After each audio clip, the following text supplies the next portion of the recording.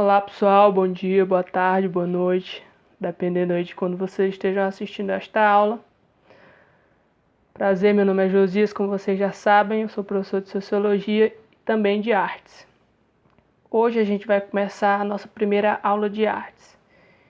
E antes de iniciar propriamente o conteúdo, queria dizer que a metodologia, pelo menos de início, dessa disciplina vai ser igual à metodologia que a gente está utilizando em Sociologia.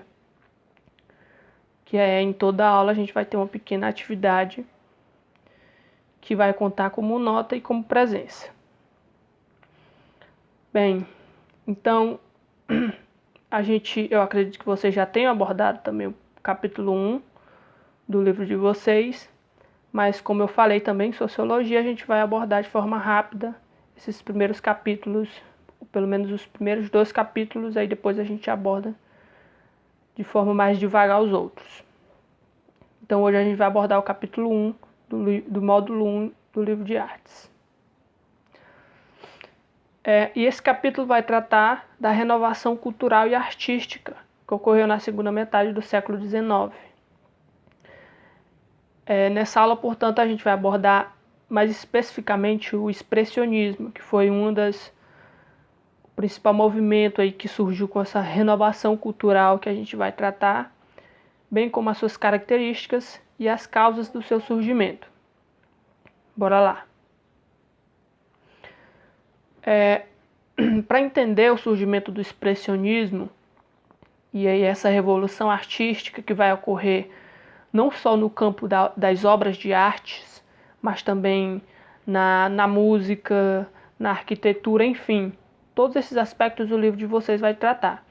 Eu vou tentar me ater principalmente ao movimento artístico.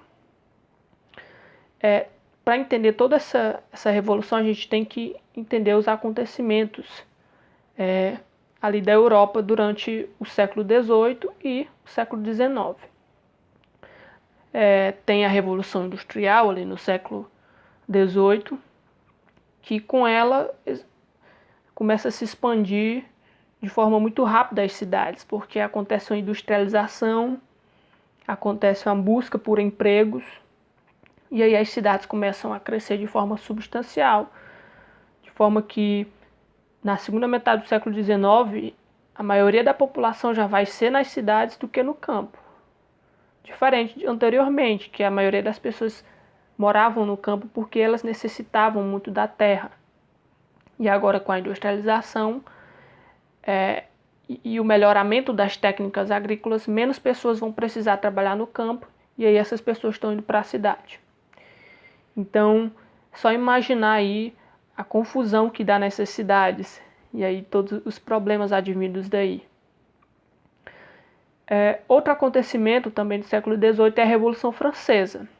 A Revolução Francesa que fez com que os cidadãos tivessem cada vez mais liberdade de participação no espaço público. A Revolução Francesa foi a deposição do rei, melhor dizendo, a morte do rei francês e da rainha por um grupo de revoltosos. E aí, a partir desse acontecimento, da morte do rei, a França começa a ser uma república, onde as pessoas têm mais liberdade política, portanto, mais liberdade artística. E com tudo isso, então, surgiu um novo conceito estético, todas essas transformações que ocorreram de forma gradual, não de um dia para o outro. Então, com isso surgiu um novo conceito estético, resultado na nova maneira de ver a realidade, que se traduziu, consequentemente, em novas formas de expressão. E aí surge o impressionismo. O impressionismo, portanto, ele nasce na França, inclusive característico, foi na França que houve a Revolução Francesa. Esse movimento ele surge na França e ele buscou, de forma resumida, retratar a realidade do artista, principalmente a vida citadina, a vida na cidade, a nova vida na cidade, e não mais os temas centrais desenvolvidos até então. Os temas centrais desenvolvidos até então eram primariamente religiosos. Com isso, eles objetivavam criar expressões mais independentes dos rígidos valores morais e estéticos. O impressionismo nasce justamente de uma revolta contra esse padrão estético. Porque, por exemplo, para uma obra ser considerada arte, nesse momento específico histórico, ela tem que ter muita técnica, ela tem que obedecer a vários padrões que a gente chama de pintura acadêmica, que é aceita pela universidade. E aí, esses temas eles seguem, portanto, um padrão moral específico, principalmente religioso, não só religioso. Então, o Edouard Manet, que é o símbolo do movimento impressionista, ele virou símbolo justamente depois de ter negado uma exposição em uma academia francesa, em um museu francês, na verdade. Então, e a gente inclusive vai ver que pintura foi essa que foi negada. E a pintura que foi negada é justamente essa aqui, que se chama Almoço na Relva. Bem, a pintura foi negada a princípio porque foi considerada imoral, porque existe ali a presença do nu, da mulher nua, e da outra ali atrás também um pouco nua, dessa outra aqui. Então, a obra foi negada justamente por isso, por conter esses aspectos que, nesse momento histórico, não eram comuns. Por quê? Porque o nu, durante a história da arte aí, ele vai ser utilizado em ocasiões específicas, principalmente quando não está no plano terrestre. O nu vai ser utilizado para caracterizar, por exemplo, Adão, para caracterizar figuras mitológicas, enfim. E aí o Edouard Manet, ele aparece com esse quadro e assusta, digamos assim, os acadêmicos de pintura na França. E aí por isso é negada. Aí a partir daí ele começa, as exposições começam a ser fora da academia e eles criam um grupo específico e aí várias outras pessoas vão sendo influenciadas por esse movimento. E aí o impressionismo surge como um movimento mesmo. E aí, para fazer um contraste com essa pintura do Manet e a utilização do nu na arte, eu resolvi colocar essa pintura renascentista do Michelangelo, que está no teto da Capela Sistina, que se chama A Criação de Adão. Como eu falei, o nu na arte até então ele era utilizado em planos específicos. Por exemplo, para representar Adão, para representar um plano divino. Muito diferente do que o Manet fez. Ele colocou o nu no plano terrestre, no plano real, no plano diário assim, da convivência. Diferente dessas outras pinturas, essas outras pinturas renascentistas, que vão prezar o nu de uma forma diferente. E a gente vai ver que esse impressionismo, que nasceu, portanto, dessa revolta, ele começa a ganhar características mais, digamos, singulares, porque até então, se vocês prestarem atenção, essa foto, esse óleo sobre tela do Manet, ele ainda de certa forma tem traços, digamos, um pouco realísticos, como também essa pintura aqui do Michelangelo, essa pintura renascentista. Mas aí, aos poucos, esse movimento ganha traços mais singulares. E a gente vai ver agora outras características do impressionismo. Os impressionistas, eles aos poucos também começaram a utilizar menos técnica e mais intuição, tornando as pinturas menos reais e mais dinâmicas. Como eu falei para vocês, a pintura do Manet, a primeira, ela tinha um traço de realidade no sentido de que os traços das pessoas ali representadas pareciam reais. Mas os impressionistas, aos poucos, eles vão deixando essa ideia de lado, e aí muito por consequência de outro acontecimento histórico, que é o surgimento da fotografia ali no século XIX também. E aí, devido ao surgimento da fotografia, que no começo ali não era algo tão comum como hoje em dia a fotografia é, devido ao surgimento das fotografias, eles pensavam ser melhor expressar essa realidade de forma diferente, com mais vivacidade. E aí, inclusive, um aspecto para a gente entender a importância das obras de arte, porque a nossa cultura não tem essa admiração pela obra de arte. E muito por conta dessa banalização da imagem que aconteceu com a fotografia. Porque imaginem vocês, até então a gente não tinha fotografia, e aí como que fazia para representar, sei lá, um momento que você viveu? Como fazia para representar, sei lá, algo que você sonhou? Como fazia para representar tudo isso? Não tinha fotografia. Então, a importância da pintura é muito maior. E por isso que ela é imbuída, até então, de muito sentido. Então, o advento da fotografia no final do século XIX torna essas obras de artes mais banais. E aí, o aspecto real da pintura acaba por ser criticado, então, por esses impressionistas que acham que a fotografia já está aí para mostrar o real e eles agora deveriam abordá-la de forma diferente. E agora a gente vai ver, portanto, outras obras com essas características. Essa outra também do Edouard Manet se chama...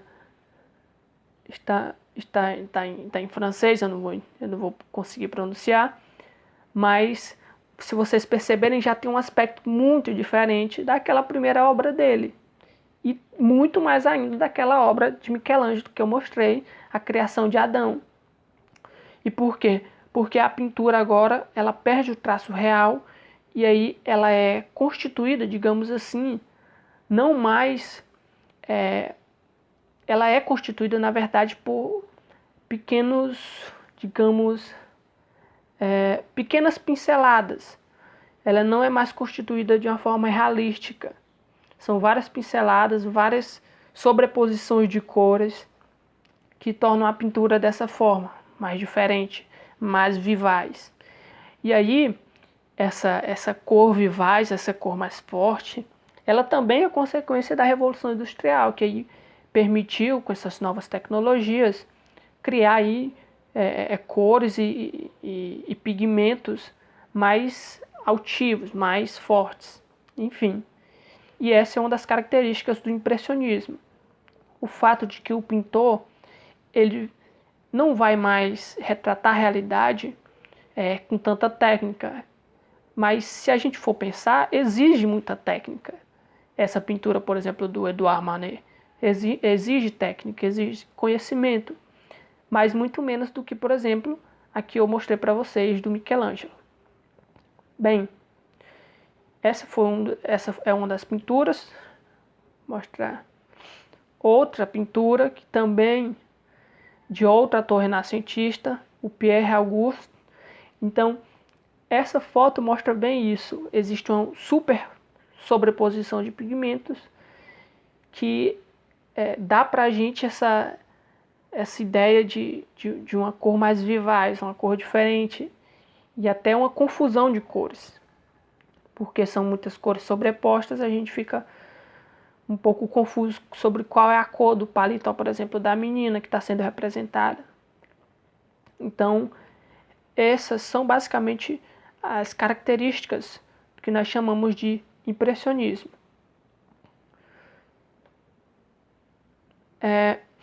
Bem, e o livro de vocês também trata da arte no Brasil também nessa época, no final do século XIX. E nessa época no Brasil, no final do século XIX, também houve uma ruptura com os temas clássicos.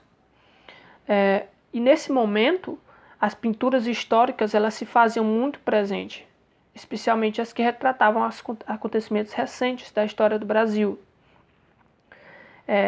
Para lembrar, no final do século XIX, aí, a gente instaura a República, em 1889, mas até então a gente estava no Império. O Império, para poder se legitimar, lembrando que a gente se tornou independente em 1822, então, e se tornou Império também em 1822, para se legitimar diante das outras nações, esse Império ele precisava constituir uma cultura própria, digamos, uma concepção histórica própria do país, da construção histórica do país. Então, nesse sentido, as pinturas históricas elas vão trazer isso, tentar legitimar o país, tentar legitimar os acontecimentos. Mas também a gente vai ver uma pintura histórica daqui a pouco, mas também alguns artistas também aderiram ao expressionismo e buscaram também se importar mais com a vivacidade do que com a realidade. E aí a pintura histórica que eu queria trazer, e que tem no livro de vocês, é essa do Pedro Américo, chamada Independência ou Morte, que retrata a independência do Brasil por Dom Pedro I. Mas a gente sabe, Dom Pedro I, ele, em 1822, declara a independência do Brasil, e aí o Pedro Américo tenta retratar essa pintura, esse momento histórico aqui. Lembrando que Pedro Américo ele teve que fazer essa pintura a pedido de Dom Pedro II, que era o imperador na época. E aí, a característica dessa pintura histórica brasileira é idealista. Por quê? Porque não retrata a realidade não no sentido da imagem, não retrata a realidade no sentido histórico. Por quê? Porque aqui, Dom Pedro I, que está aqui no centro da imagem, aqui, ele é retratado num lindo cavalo, com uma tropa, como vocês podem ver aqui, de cavalos bonitos, de pessoas todas bem vestidas. E quando, na verdade, não aconteceu isso. Dom Pedro I ele estava subindo a Serra Paulista e ele precisava de uma mula, de um animal que tivesse muito mais força de tração. E ele não estava, portanto, no cavalo. Ele não tinha uma tropa tão organizada, mas o Pedro Américo, para criar essa idealização da criação da nação e da independência, ele pinta essa pintura de forma idealizada. Então essas são basicamente as características aí da pintura histórica que vai prevalecer ali no Brasil no começo, na segunda metade, digamos assim, do século XIX. Para terminar, eu coloquei essa pintura aqui, também de um autor brasileiro chamado Eliseu Visconti, que foi influenciado, como vocês podem ver, pelo expressionismo. O expressionismo, como eu já falei, ele tenta falar de temas menos clássicos, digamos assim, de temas religiosos ou de temas mitológicos, enfim. E ele tenta retratar a vida cotidiana. E é justamente isso que o Visconti faz aqui. Ele tenta retratar a vida cotidiana justamente com aquelas características que eu já falei para vocês do impressionismo, que é não retratar a realidade, não tentar retratar nos quadros a realidade tal como ela é. A pintura ela é composta de vários pigmentos sobrepostos que dão essa vivacidade, digamos assim, para a pintura. Eu acredito que é basicamente isso. Agora a gente vai para a pequena atividade. E a atividade é o seguinte: a partir do que foi exposto na aula e da leitura do livro, responda as seguintes questões com suas palavras.